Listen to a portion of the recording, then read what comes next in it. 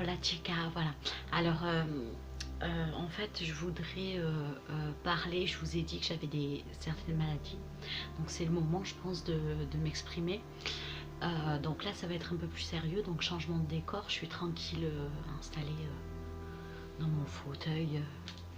Voilà. Donc, une de mes maladies, en fait, qui s'appelle donc la maladie de Cacciarici. Donc, c'est une maladie, en fait, qui concerne les reins. Donc je voudrais expliquer en fait ce que moi, ma vision, ce que moi cette maladie me fait, parce qu'en fait je me suis rendu compte que suivant les personnes et suivant les cas, on n'a pas tous les mêmes symptômes, on n'a pas tous les mêmes choses. Il y a plusieurs stades aussi, vu que c'est une maladie rare et orpheline. En fait, il n'y a pas de recherche. Donc, en fait, entre guillemets, le patient connaît mieux la maladie que le médecin lui-même. Et en fait, je pense qu'il y a plusieurs stades et plusieurs formes de cette maladie. Moi, je vais parler pour moi. C'est tout, je parle pas pour les autres, je parle en fonction de moi. Si des personnes ont la maladie de Cacciarici mais n'ont pas les mêmes symptômes que moi ou n'ont pas forcément les mêmes choses que moi, et bien c'est parce que ça fait pas, c'est pas du tout pareil quoi. Enfin, il y a plusieurs stades, par exemple, j'en sais rien, peut-être comme dans les maladies hormonales, il y a plusieurs cas, plusieurs formes en fait. Je pense hein, après avoir longuement réfléchi, je pense donc déjà pour commencer, la maladie de Cacciarici, donc c'est les reins. Mais qu'est-ce que ça veut dire? Parce que Cacciarici, ça fait plus penser à une musique, voilà, maladie de Cacciarici, on ne prend pas trop au sérieux.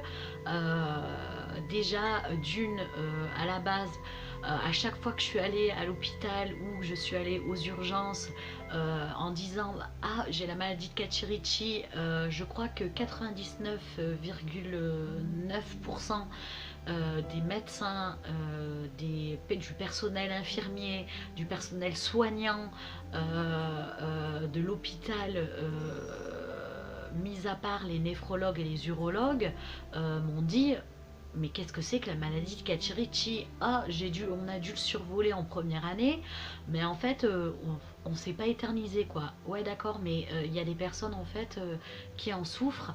Voilà. Donc, je vais vous faire déjà un petit topo pas très agréable. En fait, je vais vous dire en quoi ça consiste. En fait, la maladie de Cacciarici, elle est aussi appelée donc extasie tubulaire précalicielle ou encore rein en éponge. C'est un peu barbare, hein. Donc, elle a été décrite par Cacciarici, donc, mais avant Cacciarici par Lena Durzi. Donc, elle répond. Moi, je vous dis ce qu'elle dit. Après, je vous explique avec mes mots à moi. Donc, elle répond effectivement à la dilatation anormale de la partie terminale précalicielle de certains tubules rénaux, ce qui explique la stase urinaire à ce niveau et au moins en partie à la cristallisation minérale à l'intérieur même du parenchyme et les manifestations infectieuses urinaires souvent associées. Donc, en fait, en gros, avec mes mots à moi, ça veut dire que vous avez un rein. Les personnes en fait qui ont un rein, en fait c'est une maladie déjà congénitale. Donc, c'est-à-dire que c'est une malformation congénitale. Ça veut dire qu'en fait, c'est une malformation qui se fait quand on est dans le ventre, donc dans l'utérus, dans le ventre de la maman. Et donc, en fait, ce qui se passe à ce moment-là, quand le rein se forme, normalement, un rein normalement constitué, donc ça fait un rond, ça fait donc le petit rein, vous voyez le rein.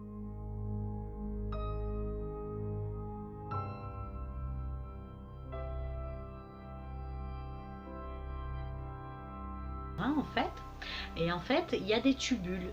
En fait, les tubules, c'est tout ce qui filtre l'urine en fait.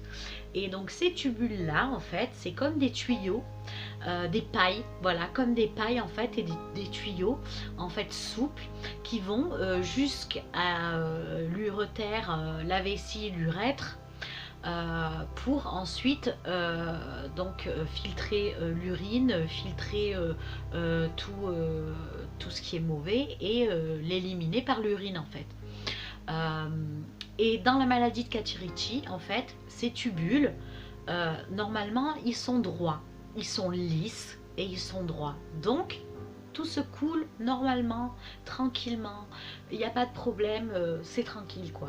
Mais dans cette maladie-là, enfin dans la maladie que j'ai, les tubules, c'est-à-dire les espèces de petits tubes, ils sont en forme de zigzag. Ils ont des creux en fait, comme une route. Vous voyez une route en fait, une route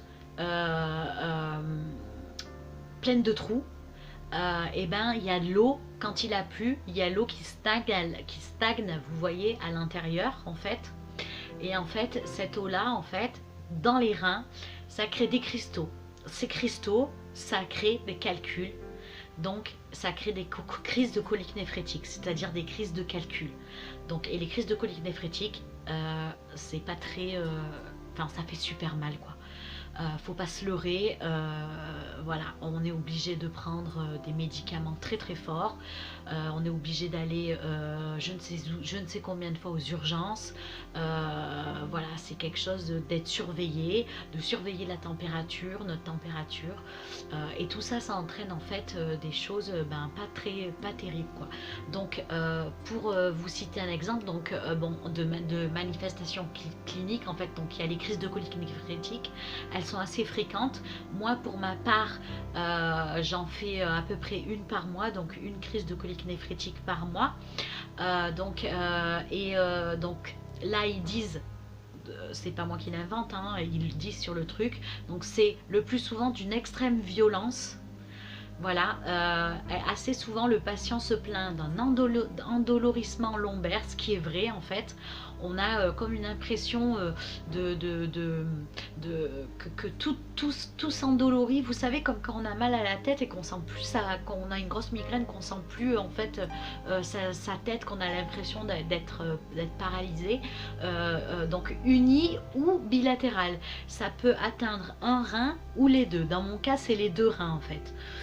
Donc voilà, et voilà, permanentes, elles sont donc c'est permanent ou à récidive fréquente. Donc ben moi j'ai tout le temps mal à mon rein, souvent mal à mon rein, et j'ai des crises de colique néphrétique une fois par mois. Comment est-ce qu'on le détecte? Alors, moi, on le détecte comment? Ben, on le détecte surtout fortuitement, en fait. En général, moi, pour ma part, c'était parce que... je vous présente Seti, voilà, derrière. Moi, pour ma part, en fait, c'était parce que ben, j'arrêtais pas d'aller aux urgences.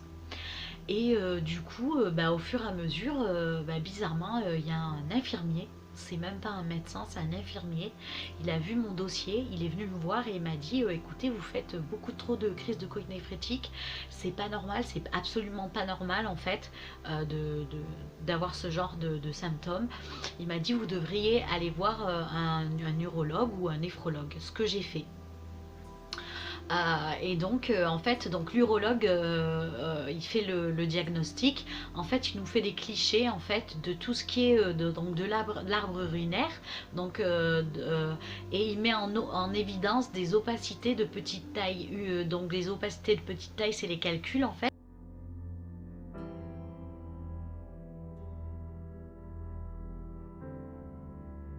Tout ce qui est calcul, ça va ressortir en blanc.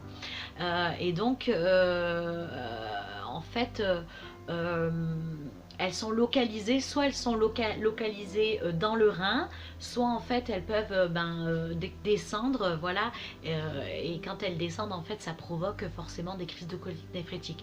Il y a plusieurs sortes de calculs aussi, il y a des calculs d'oxalate, des calculs de calcium, des calculs, enfin je vais pas vous sortir toute la liste, il y en a qui sont lisses, il y en a qui sont ronds, il y en a qui sont en épines, et moi les miens ils sont en épines en fait, donc en fait comment vous expliquer, quand un calcul descend en fait c'est comme si on vous griffe de l'intérieur en fait, et vous le sentez, et c'est vrai que c'est pas, ça fait mal quoi, parce que du coup on urine du sang forcément, puisque c'est comme si je prenais, je sais pas, une cuillère, enfin quelque chose de fin et de rugueux et de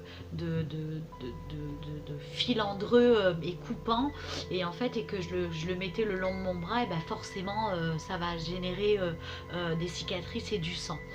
Donc voilà.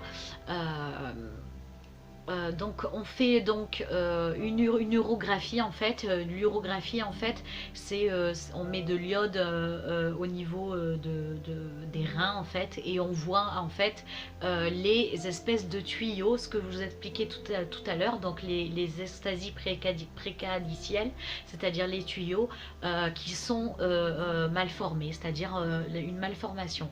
Donc du coup on en déduit qu'on a la maladie de Cacchiarici.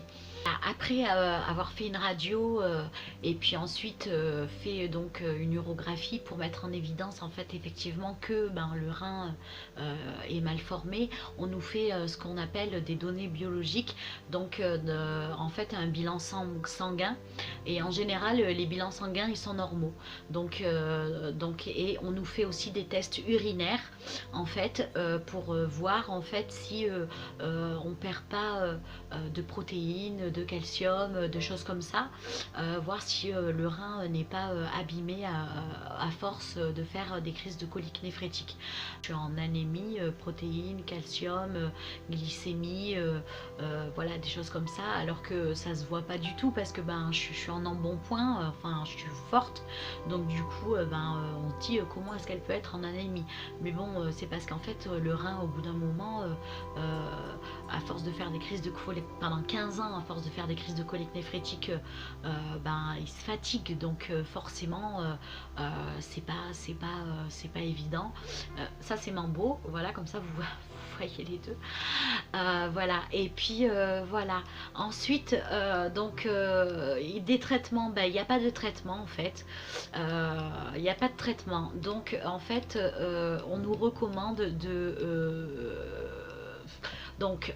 les consignes sont simples. On doit avoir un repas normal pour la consommation de viande et de poisson, tandis que donc un autre repas sans viande et poisson ou en très faible quantité. On doit éviter certains aliments comme l'oseille, l'épinard, la rhubarbe, le chocolat. Le calcium, il y a une petite restriction, parce que c'est pas très bon pour nous. Je lis en même temps, c'est pour ça que je vous regarde plus, excusez-moi. Donc voilà, et donc on doit boire 2 litres d'eau par jour, ils disent plus encore en cas de forte chaleur ou d'exercice physique avec importante transpiration.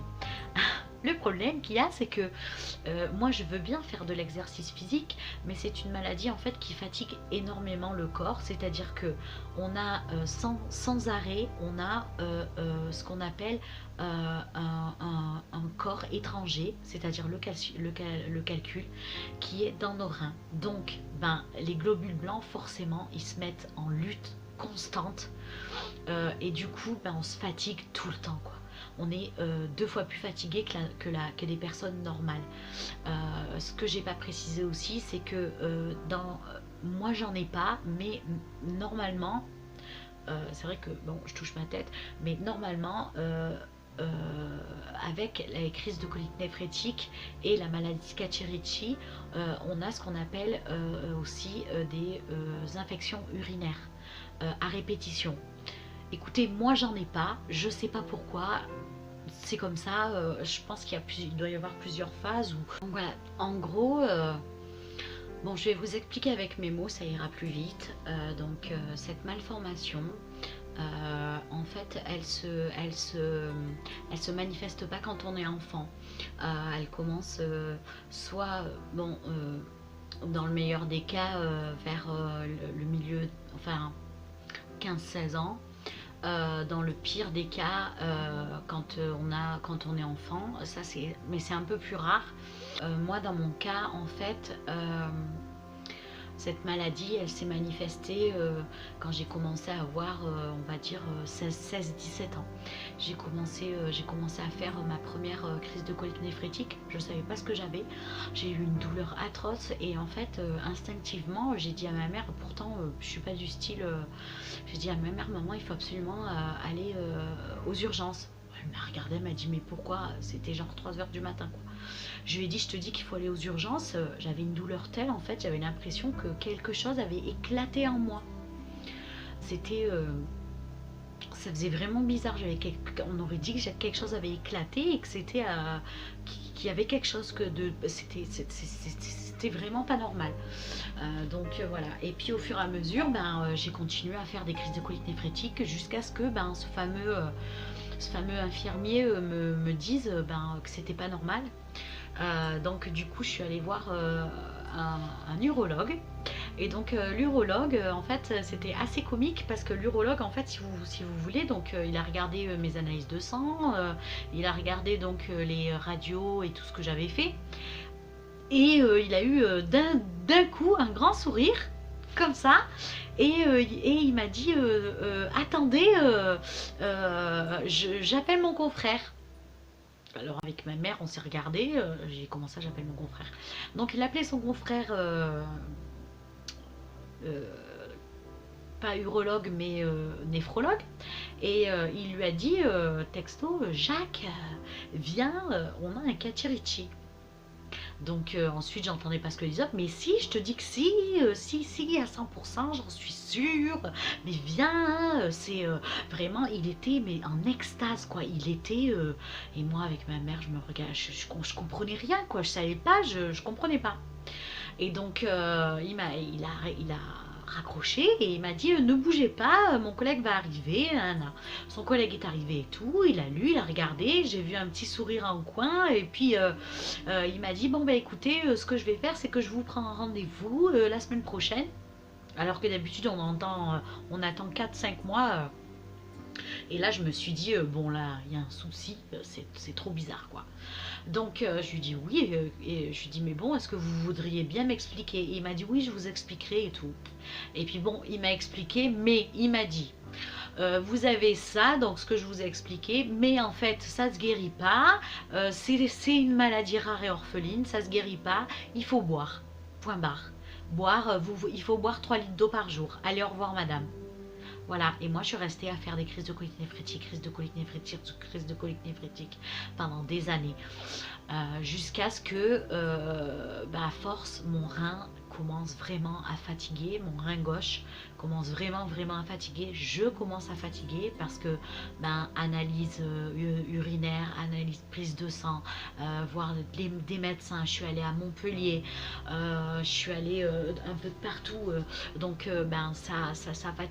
ça fatigue et le moral et le physique. Jusqu'au jour où j'ai fait en fait une pyélonéphrite, donc c'est-à-dire une infection du rein. J'avais un calcul de 1,3 cm qu'on a laissé malgré le scanner qu'on m'avait fait avant. 1 cm, bon 1 cm, ok, je me suis dit bon je vais attendre, je vais voir ce que ça donne, on verra bien, attendons quoi. Et en fait, ce qui s'est passé, c'est que bizarrement, je suis conçue je ne sais pas comment, je ne fais jamais de fièvre, je ne fais pas de fièvre. En fait, moi, ma température de base, c'est 36, et en fait, je fais jamais de fièvre. Et là, bah, bizarrement, j'avais 38,5. Pour moi, 38,5, ça veut dire j'ai beaucoup de fièvre, en fait. Mais pour eux, c'est pas de la fièvre, en fait. Donc du coup, et moi j'étais mal, j'étais pas bien, j'étais fatiguée, j'avais qu'une envie, c'est dormir, je tenais pas sur mes jambes, j'avais des douleurs lombaires, j'avais des douleurs aux reins. Donc je précise en fait, les reins en fait ils sont pas au niveau des lombaires, c'est-à-dire en bas. Les reins ils sont juste ici là, en dessous des côtes. Voilà, vous avez les côtes et en fait c'est ici. Et en fait, quand on dit qu'on a mal, c'est parce que la douleur, elle irradie dans le dos, elle irradie en fait tout sur le ventre en fait. Donc on a l'impression d'avoir mal partout. Mais les reins ne sont pas en fait, on dit ah, j'ai mal aux reins, mais en fait les reins ne sont pas sur les hanches en fait, ils sont beaucoup plus hauts. Donc j'ai fait donc cette pyélonéphrite.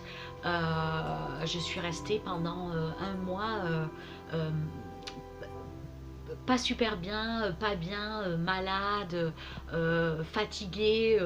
Je suis allée donc jusqu'au moment où ben, mon corps m'a alerté, comme on dit toujours, ben, faut écouter son corps. Ben, là en fait mon corps m'a alerté en fait pour me dire peut-être ben, Christelle, voilà, faudrait peut-être ma cocotte faire quelque chose. J'ai fait une grosse crise de coquille néphrétique. J'ai eu vraiment très mal. En général, moi je me soigne toute seule. Je prends mon cachet en fait. Donc c'est de la morphine. Il n'y a que ça qui. Et je fais dodo et puis j'attends que ça passe. Dans le meilleur des cas, ben, j'arrive à attraper le calcul ou à le faire sortir. Dans le pire des cas, ben, en fait on me le casse. C'est ce qu'on appelle une lithotricie. Donc si vous voulez, on vous met dans une espèce de baignoire et on casse le calcul. Ça laisse des marques, on peut en faire qu'une fois par mois, parce qu'en fait ça fait des bleus et des hématomes au niveau du rein ou au niveau de là où c'est des chocs, des ondes de choc en fait, là où ils ont choqué en fait.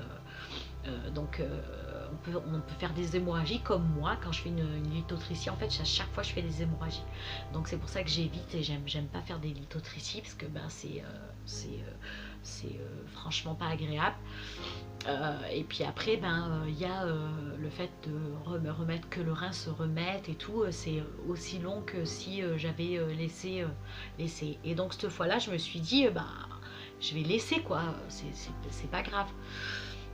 Et en fait, ben non, je suis allée aux urgences en fait de ma ville, donc ben, je vais le dire parce que franchement, je m'en fous. Donc je suis allée aux urgences, donc Montélimar en fait. Je suis allée aux urgences à l'hôpital de Montélimar.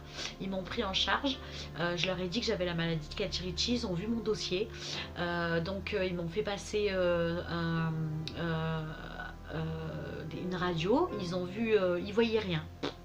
Et je leur ai montré donc mon scanner avec le calcul de 1 cm et quelques.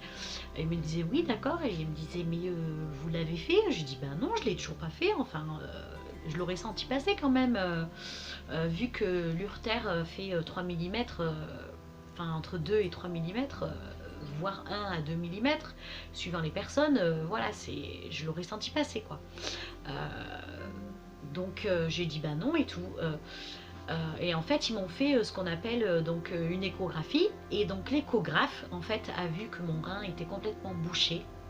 Donc en fait il était plein d'urine en fait, l'urine ne passait plus, c'est-à-dire que en fait j'arrivais plus à uriner, et mon rein gauche il était enflé en fait, et plein d'urine en fait.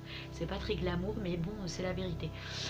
Donc je me suis dit bah ils vont appeler l'urologue, et en fait oui effectivement ils ont appelé l'urologue, et l'urologue leur a dit bah écoutez qu'elle appelle Montpellier.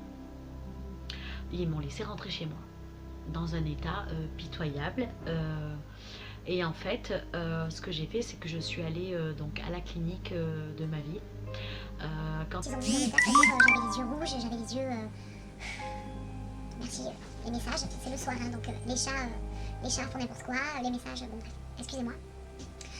Donc je suis allée à la clinique de ma ville et donc quand ils ont vu mon état en fait, ils ont vu que en fait j'étais pas bien, j'étais en état fébrile, j'étais fiévreuse, j'étais en état de fièvre alors que j'avais pas de fièvre. En fait j'ai obtenu par les urgences en fait de la clinique Kennedy, j'ai obtenu donc un rendez-vous avec un docteur, donc un neurologue en fait, pour le lendemain. Et donc j'ai attendu. Je suis allée voir cette urologue et cette urologue en fait. Quand je lui ai expliqué, il m'a dit moi je la sens pas cette histoire et tout, mais ils vous ont pas donné les, euh, les résultats. Je lui dis non, non, j'ai pas l'échographie, ils m'ont dit qu'ils m'enverraient tout. C'était vraiment n'importe quoi. Donc du coup, en fait, ce qu'il a fait, c'est que il m'a fait rentrer à la clinique à Guilherand-Grange. Donc super, faut se taper la route alors qu'on a super mal. Ouais, parce que en fait, quand on est en voiture, en fait, les calculs ils bougent. En fait, ils bougent à l'intérieur de nous. Et donc du coup, forcément, ça les fait bouger. Et des fois, on fait des crises de colique néphrétique rien qu'avec la voiture ou avec la marche ou en courant. Et puis ça prévient pas quoi. Ça vient comme ça tout le temps. Voilà. Et en fait, le problème qu'il y a eu, c'est que donc, il m'a opéré. Il m'a dit, écoutez, je vais vous opérer. Déjà, il m'a dit double sonde, donc en fait une sonde urinaire plus une sonde dans le rein. Ça, c'était obligatoire. Il m'a dit pour l'infection, en fait, j'étais en septicémie. Donc il m'a donné des antibiotiques en intraveineuse, j'étais en septicémie, donc c'est-à-dire septicémie, c'est-à-dire mon sang commençait à s'infecter en fait. Donc septicémie et en fait j'avais une pyélonéphrite, c'est-à-dire une infection du rein. Mon rein était infecté en fait. Ce qui s'est passé, c'est que le calcul avait commencé en fait à s'intégrer dans mon tissu adipeux, c'est-à-dire dans ma peau. Il a fait l'opération. Et quand il a fait l'opération, il m'a dit, j'ai été obligée en fait de ce qu'on appelle rogner, c'est-à-dire il a coupé à l'intérieur de mon rein, ce qu'on ne fait jamais. Et ensuite de rogner toute la partie en fait adipeuse qui s'était, si vous voulez, ça a fait comme une toile d'araignée si vous voulez autour du calcul en fait, du calcul. Et donc du coup il a dû enlever tout ça, creuser, nettoyer, curer et ensuite bien sûr éclater puisque et puis en plus il faisait pas 1 cm, il m'a dit qu'il faisait 1 cm 4, il était énorme. Donc en fait maintenant il l'a fait avec de l'air pulsé. Maintenant on le fait avec de l'air pulsé. C'est beaucoup moins barbare que la lithotricie et puis ça laisse moins de traces et moins de douleur en fait. Donc en fait il a fait trois morceaux en fait d'un seul qui m'a rendu d'ailleurs. Je vais pas vous les montrer parce que bon c'est pas GG quoi. Donc voilà, et il m'a dit écoutez j'ai bien fait de vous prendre en urgence parce que j'attendais 2 jours et puis c'était coma et je sais pas si je vous ramenais. Donc là du coup je me suis dit c'est pas possible, il faut que je fasse quelque chose. Il n'y a aucun médecin qui m'aide. Bon, lui maintenant il me suit, donc en fait tous les 6 mois j'ai une échographie ou une radio. Voilà, je suis suivie avec de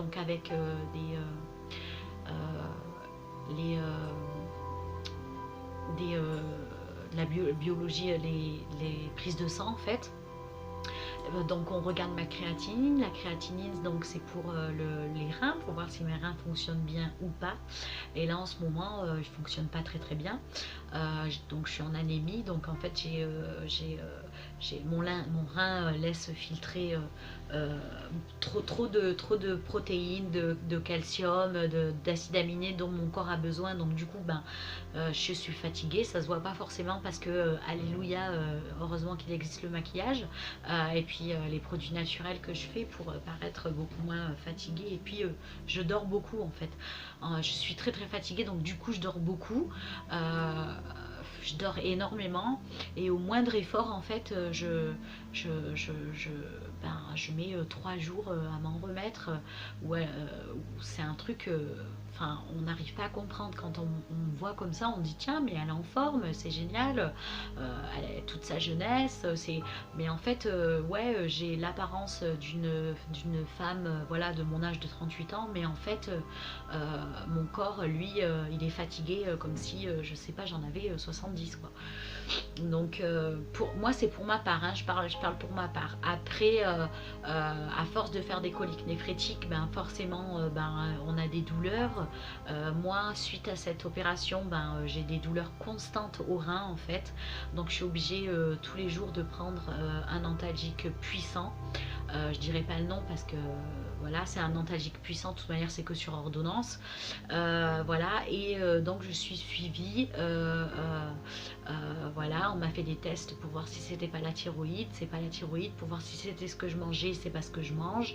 Je fais pas d'infection urinaire, contrairement à beaucoup d'autres personnes qui elles font des infections urinaires. Moi j'ai surtout donc une grande fatigue, une gêne donc lombaire et au niveau du ventre. Et puis je suis en fait prisonnière de ça, c'est-à-dire que dès que je fais de la route ou dès que je vais quelque part, j'ai toujours peur de faire une crise de colique néphrétique. Par exemple, je vais partir en vacances, ça peut arriver n'importe quand, si j'ai pas un hôpital à côté ou si j'ai pas mes médicaments, là je suis mal quoi.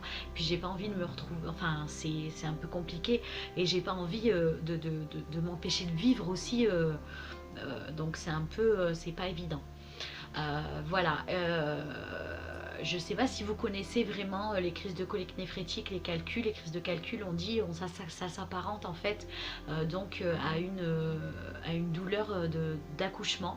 Moi j'ai jamais accouché donc je peux pas vous dire, mais il paraît que ça s'associe à ça, c'est-à-dire que c'est la même douleur voire plus.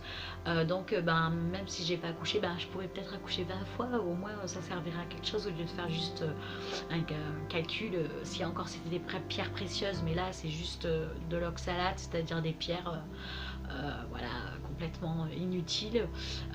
Et heureusement que je les ai gardées parce que la plupart du temps on ne me croyait pas quand je disais j'en fais tous les mois, non c'est pas possible. J'ai une petite boîte en fait avec tous les calculs et il y en a j'en sais rien, peut-être une trentaine, et donc du coup là le médecin ne peut pas nier le fait que je les ai pas inventés. J'ai pas pris un caillou dehors pour dire tiens tenez voilà regardez c'est un calcul, c'est impossible quoi. Le médecin il reconnaît. Donc voilà, donc en fait c'est très gênant, c'est gênant dans la vie de tous les jours. Sur Facebook, donc je vous le mettrai en lien en fait. Il y a une entraide en fait qui s'est faite avec tous les malades donc de toute la France, en Espagne, en Belgique. On s'entraide entre nous. Moi je parle pas beaucoup parce que je suis pas de celles qui parlent beaucoup, qui se plaignent beaucoup, mais ça peut beaucoup aider. Et puis voilà, donc c'est une maladie qui ne se soigne pas, ça ne se guérit pas. Et à la longue, parce qu'ils disent que c'est une maladie entre guillemets bénigne, mais à la longue, le rein peut pas supporter de faire des crises de colique néphrétique à répétition, et forcément à la longue, au bout d'un moment, les reins lâchent quoi. Donc on s'attend à ce que au bout d'un moment, je ne sais pas quand, dans quelques années ou dans je sais pas, en fait on a l'épée de Damoclès sur la tête, un des deux reins lâche. Pour ma part, si un des deux reins lâche, comme l'autre est malade aussi, du coup il pourra pas, donc c'est dialyse. Dialyse appelle donc à forcément greffe, donc les dons d'organes. Donc je vous sensibilise aussi sur le don d'organes qui est vraiment important en fait. C'est pas juste euh, euh, parce que j'ai une maladie. Moi, de toute manière, comme j'ai toujours dit, je ferai un don même si j'avais rien. Toute ma famille aussi le ferait. Alors, ah oui, mais pourquoi est-ce qu'on ne fait pas, on fait pas un don? Ah oui, c'est vrai que ma soeur, mon frère, ma mère peuvent le faire. On a déjà demandé. En fait, non, ça se fait pas comme ça. Il faut, il faut attendre en fait d'avoir les reins qui dysfonctionnent, d'être carrément donc en dialyse et ensuite à ce moment-là ils acceptent le don d'une personne de notre entourage pour pouvoir avoir un rein qui fonctionne et plus avoir cette maladie là. Donc je peux garder cette maladie toute ma vie, c'est-à-dire tant que mon rein est tient, tant que le rein est tient, parce que je peux ne pas forcément faire mes reins peuvent tenir, je veux dire, jusqu'à mes 80 ans, 90 ans, j'en sais rien, s'ils sont vraiment forts. Alors j'ai trouvé une solution en fait pour un peu,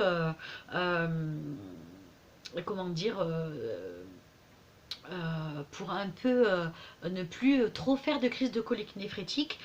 Déjà, je bois plus de jus d'orange parce que j'ai remarqué que le jus d'orange c'était pas bon. La bière c'est pas bon non plus. J'adore ça, mais bon, on peut pas.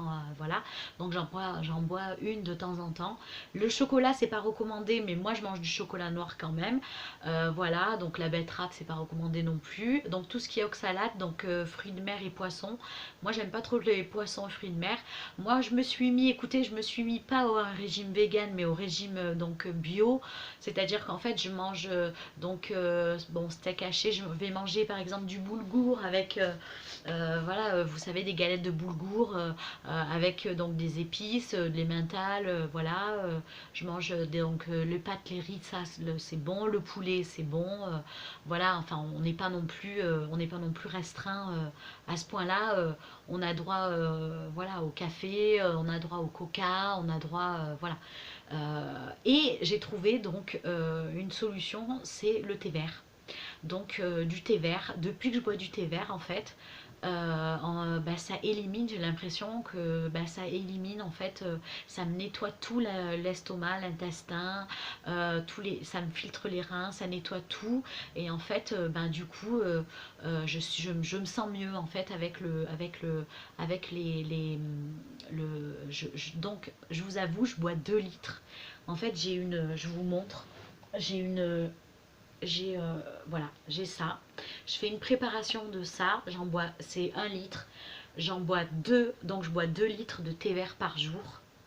Plus le petit déjeuner, plus l'eau, plus un café, plus voilà, en tout, en total, ça me fait mes 3 litres d'eau par jour. Et en fait, écoutez, ça fait là maintenant, on va dire 6 mois que je le fais et j'ai fait 2 crises de colique néphrétique. Donc c'est miraculeux parce que ça fait j'en faisais une par mois et de une par mois je suis passée à 2 en 6 mois. Donc miracle, miracle. Donc je sais pas si c'est vraiment l'effet si c'est dans la tête ou si c'est vraiment l'effet du thé vert, mais je sais que le thé vert, je le sens dans mon organisme, me fait du bien.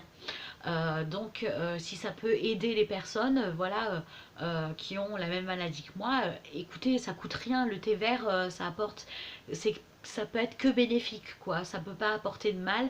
Donc essayez de boire, moi je prends du thé vert à la menthe, hein, n'importe quel thé vert à la menthe, thé vert à ce que vous voulez, je veux dire c'est pas donc voilà, du moment que c'est du thé vert. Donc voilà. Voilà, vous en savez un petit peu plus. Écoutez, je sais pas trop ce que je dois dire, pas dire. Pour ma part, moi, voilà, je le vis comme ça, je le vis au quotidien, donc avec la fatigue, je peux plus travailler, donc voilà, c'est pour ça que je fais aussi la chaîne, j'ai le temps aussi pour faire la chaîne, bien évidemment.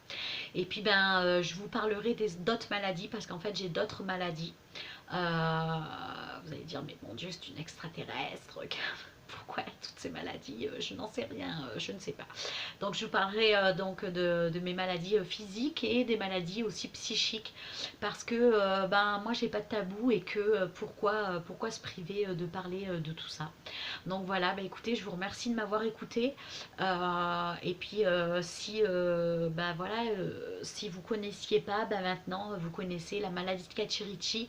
Voilà, c'est une maladie rare et orpheline, qui est, les médecins disent qu'elle est bénigne, mais c'est pas eux qui le vivent tous les jours, qui se lèvent tous les jours avec des douleurs, qui font des crises de colique néphrétique avec des douleurs impensables, qui ont une fatigue extrême, qui ont des cystites ou des pyélonéphrites, qui sont obligés de faire des lithotrécies, de faire voilà, c'est voilà. Et en plus, la majorité, ils disent qu'ils ne la connaissent pas. Donc, vous ne la connaissez pas, dites que vous ne connaissez pas la maladie, mais ne croyez pas savoir plus que nous, parce que c'est nous qui la vivons, et, et franchement, on la vit, et je pense que les malades, on a tous nos petites astuces et nos petits trucs, en fait, ben, quand ben, les médecins ne peuvent pas tout savoir, et moi je le conçois très bien. Je veux dire, un médecin, il sait ce qu'on lui a appris, mais forcément il ne va pas se mettre à potasser la maladie de Cacciarici alors qu'il n'y a pas de recherche, et qu'il n'y a rien dessus, quoi. C'est à dire que, mis à part nous prendre et puis nous faire je sais pas, des examens poussés, et nous poser des questions, ou nous faire je veux dire des interrogatoires, ils en sauront pas plus. Donc voilà, ou servir de cobaye, moi à la rigueur ça me fait rien. Si ça peut aider les autres, oui, pourquoi pas. Voilà. Ensuite voilà, je prends des médicaments qui sont pas très voilà, qui sont très forts, comme de la morphine mélangée avec des opiacés, et ça franchement ben c'est pas très bon non plus pour le corps, parce que c'est pas bon pour le foie. Donc quand on prend quelque chose pour arranger un truc, et puis ça débloque, enfin c'est comme tous les autres les médicaments, hein, ça, ça, ça fait du mal au foie, voilà, c'est pas super. On prend des antalgiques. Moi, je peux pas prendre d'anti-inflammatoires, ni voilà, tout ce qui est anti-inflammatoire, je peux pas en fait en prendre, donc c'est très compliqué pour moi de faire dégonfler le rein. Une fois qu'il a gonflé, je mets un temps infini à avoir des douleurs pendant 2 semaines à peu près. Donc aller expliquer à un patron, oui bonjour, voilà, j'aimerais avoir ce poste, je suis qualifiée, mais en fait je voudrais un aménagement de poste. Oui, bien sûr, tout à fait. Donc vous êtes handicapé? Oui, je suis handicapée. Voilà. Et c'est quoi votre aménagement de poste? Vous voulez quoi? Un siège? Peut-être un truc pour les sourds, les malentendants? Peut-être, je sais pas. Non, moi c'est de l'absentéisme. C'est-à-dire que je voudrais un poste d'aménagement d'absentéisme. C'est-à-dire qu'en fait, je viens que 2 semaines sur 4, voire 1 semaine sur 4 dans le mois pour travailler. Ben on me dit quoi? Next, quoi. Tu sors. Ben voilà, parce que je l'ai eu dans la figure. Il y en a même un qui m'a dit bah c'est pas la peine de faire l'après-midi, une après-midi d'essai, parce que vu votre maladie, enfin vu ce que vous avez, moi il me faut quelqu'un sur qui je puisse compter, hein. Ce que je conçois très bien.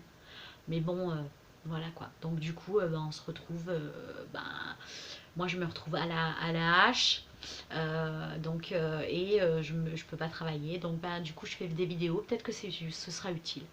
Voilà, écoutez, j'espère que cette vidéo, celle-là, sera utile, tout du moins. Elle n'est pas très marrante ni florissante, je pleure pas non plus sur mes lauriers, mais voilà, je voulais expliquer en gros ce que c'était, ce que ça apportait, ce que ça faisait. Et puis écoutez, si jamais vous aussi vous avez donc cette maladie-là, n'hésitez pas à mettre des commentaires en bas, un pouce vert. Abonnez-vous aussi parce que je ne fais pas que ce genre de vidéos. Je fais aussi des vidéos rigolotes, de maquillage, de naturel, de soins. Voilà, et puis voilà, je vous souhaite une bonne soirée parce que là, ben, en fait, c'est la soirée. Donc, je vous souhaite une bonne soirée et puis je reviendrai une autre fois pour une autre vidéo un peu moins amusante sur qu'est-ce que sont mes autres maladies mystères, mais qu'a-t-elle donc? Je vous dirai tout ça. Allez, bonne soirée, ciao ciao, merci chicas, merci los hombres, à tout le monde de m'avoir écouté, d'avoir pris le temps de m'écouter, c'est très gentil. Allez, ben à bientôt et bonne soirée, ciao ciao.